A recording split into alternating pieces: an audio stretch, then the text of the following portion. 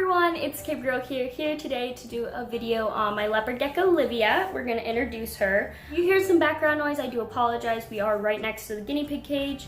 Here she is. Oh, I know. She also does not really like being handled because almost every single time I handle her, I have to get off stuck sheds, so she kind of hates me. She has bit me before, but I thought today we would just talk about her and who she is, how I ended up with her, and all that jazz. So let's introduce little Miss Livia. So Livia is going to be 1 in August, or at least I've had her for a year. She was full grown whenever I got her, like I said, or at least in my opinion. I don't think she's changed that much. I think she's only, if anything, put on some weight, which is really good for her because she was kind of skinny. Livia has severe metabolic bone disease. She came to me like this. She was adopted from a local pet store. And now let's get into like that. So back in June, July, my cousin had gotten a leopard gecko, and I now own that leopard gecko too. But my cousin got a leopard gecko and I was obsessed with her leopard gecko. I was like, oh my God, she is so cute. Love them, like let me love them. And I was like, maybe I should get a leopard gecko. So I got all my supplies. I got this 20-gallon Exoterra, all these supplies. And then my aunt decided to go pet shopping with us, and I was like, maybe I could get my leopard gecko today. So I really wanted a white leopard gecko. I love white colored reptiles. I think they're so pretty. Like I would really love to one day own like a leucistic ball python, blue-eyed Lucy, or like just a white one with black eyes. I like the white one with black eyes more, but I don't know what that morph is called. I can't remember off the top of my head. I really wanted a patternless leopard gecko that was in a lighter color.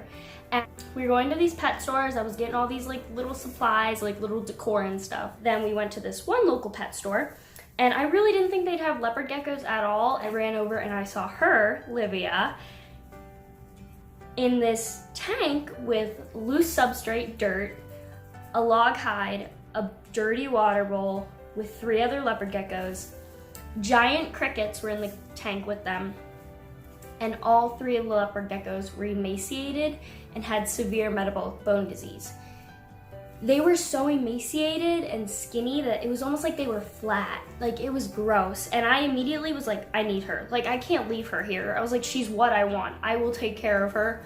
Which, don't do that, guys. Like, looking back, thank God I didn't get her because, you know, they could have crypto, they could have all sorts of parasites and diseases. And so I had my aunt get like the pet store worker, and the guy was like, I don't know if they're for sale. So you had to call the girl, and the girl was like, no, they're not for sale because they are sick. And I was like, okay, well, yeah, it looks like I said to him, yeah, it looks like they have metabolic bone disease. But I was obsessed with her. I thought she was so cute. But we ended up not being able to get her, and I left, but I did give them my number and name. Remember that. And then we left, and then that same day I got Augie. Thank God I got Augie. I love Augie so much. Getting Augie was such a blessing because if I had started off with Livia, I think my experience would have been so much more different.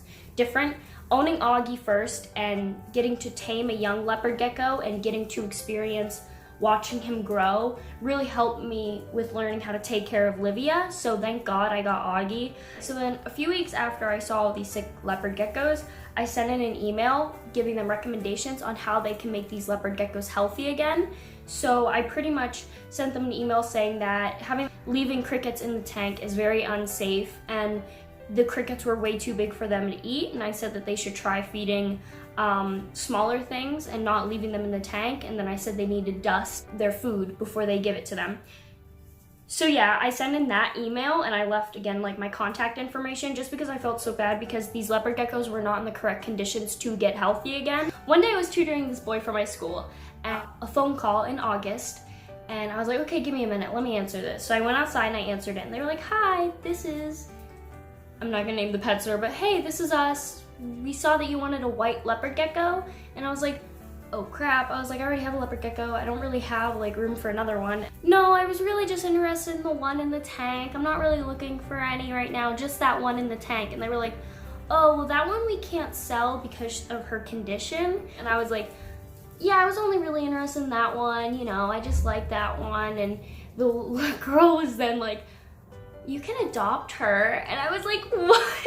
In my head I was like, oh my god, oh my god, oh my god, I can adopt her. And then I was like, sure.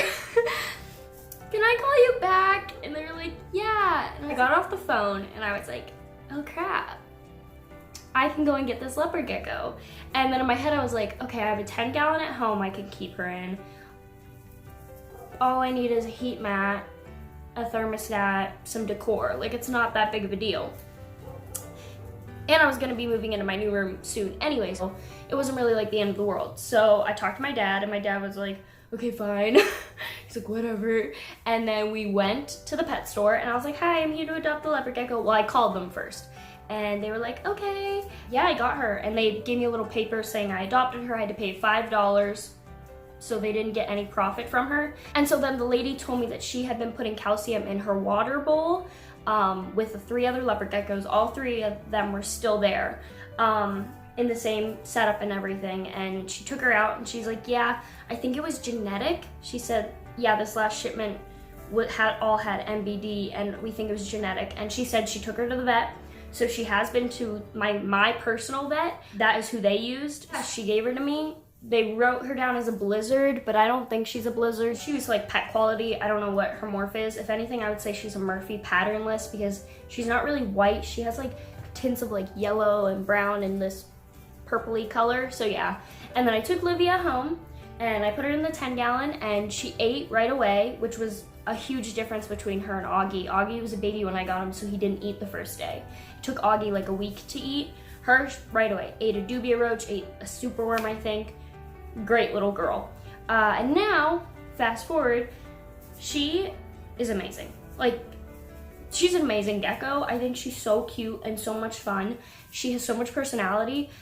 She does struggle with eating. Probably my worst one to eat. Like, she hasn't eaten in a few days now because she always like waits to eat. Like, she's so weird about eating. Like, I have to hold it in front of her face sometimes and sometimes I have to leave it down.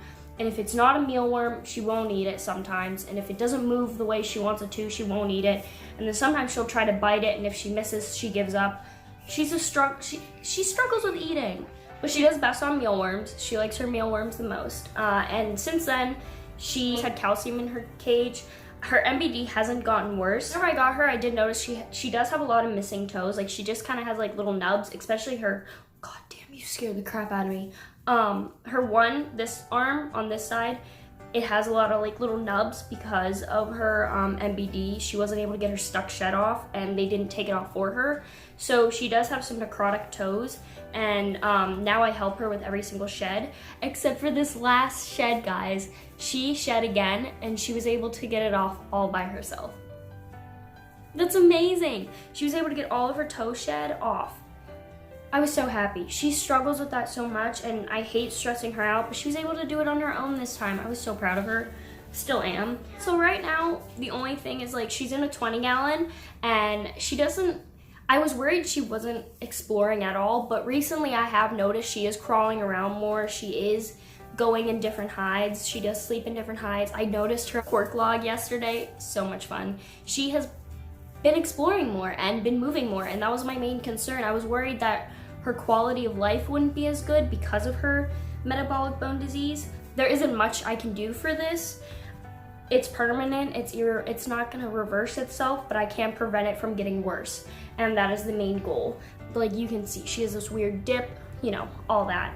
But she's overall really nice gecko. Again, she does get kind of squirmy when I have to help her with her sheds. She's being good right now. She has bit me before, like I said, but that's fine. Like, I was making her mad because I was pulling at her little toes and trying to get her stuck shed off, and she was like, fuck you.